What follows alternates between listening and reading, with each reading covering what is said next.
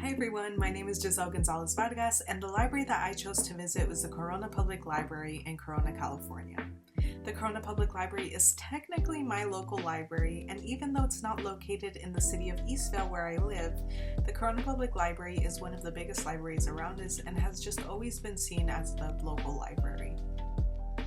Creating a welcoming and functional space for teenagers in a public library is essential, not only for supporting teens' academic success, but also for encouraging their personal growth and helping them feel connected to the community. Today, I'm going to walk you through the Corona Public Library. I'm going to show you the teen space called Teens on Main and a couple of things that I would recommend that they change. At the Corona Public Library in Corona, California, the teen room already has great promise. So it's a large room. As you can see in the video, the teen space is located in the adult area. So unlike the children's, which is in a completely different part of the library, in order to get to the teen space, you would walk straight through the library, as I am here. You would get to the information desk, and right behind the information desk is where the teen space is located. The teen space expands the whole back wall of the library. As you can see here, it is separated by glass. So the teen space, while technically apart, is still visible from the adult section. As I mentioned, you can see the potential. It's a large room with great natural lighting, especially through those big windows, and it has a lot of windows due to its nature of being located right in the back wall of the library. There are definitely design and layout challenges that impact its ability to truly serve the teens as it should. By using the Nordic Force space model, inspiration, learning, meeting, and performing, it's clear to see where the space succeeds and where it needs a little bit of improvement. So as I pause here, I want to talk about the physical layout and design. As I mentioned before, the space is visibly marked and set apart by this glass wall. The problem, however, is that it sits directly behind the reference desk. That means teens are kind of always being watched, and this reduces their sense of freedom and comfort. One thing you can also see is that technology is missing. There's no computers, no games, no digital tools, and most of the seating encourages quiet study only, not so much interaction, which, as you remember, would be part of the Nordic Force space model through meeting. So what does work? The large windows bring great natural light and make the room feel open and inviting.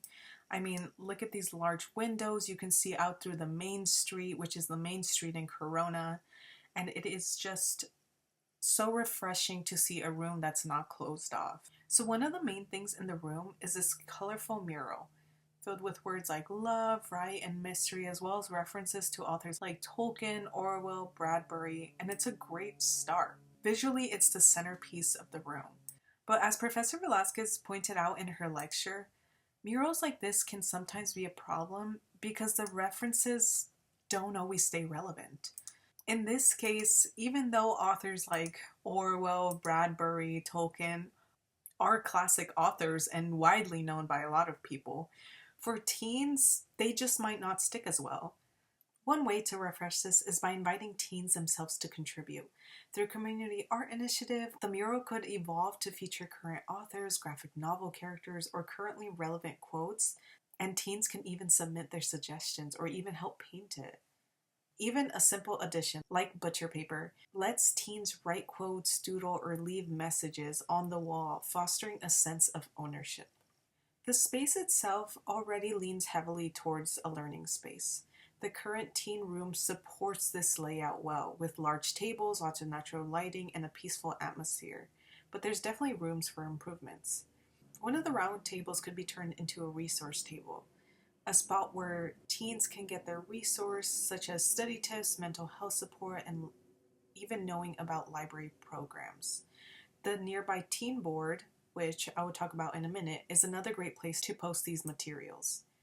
Additionally, this table could be reserved for study groups, giving teens a specific place to collaborate. This is the piece I feel is most underused, and this follows Nordic performing space. In this model, performing doesn't just mean theater or music, it includes any form of expression. Right now, there's no dedicated space for teens showing their artwork, writing, or ideas, but that can easily change. This bulletin board has little to no information on it. It really only has one paper talking about a program coming up, some bookmarks, and that's about it. This bulletin board could be used for so much. It can highlight teen book reviews, teen poetry, it can feature their art.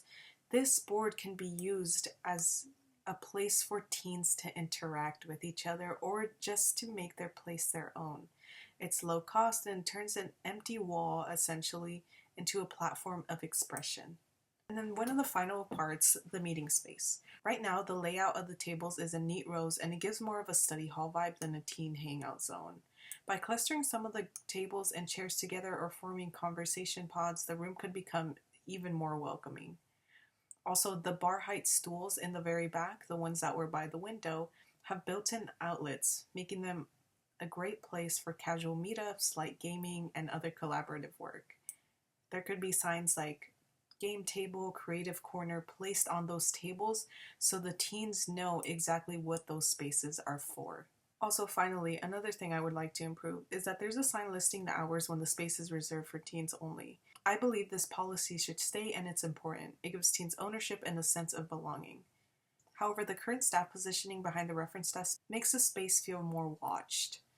Instead, staff should occasionally walk through the teen area, maybe offer some help, check in, and chat with the teens because it builds trust and connection without compromising the space.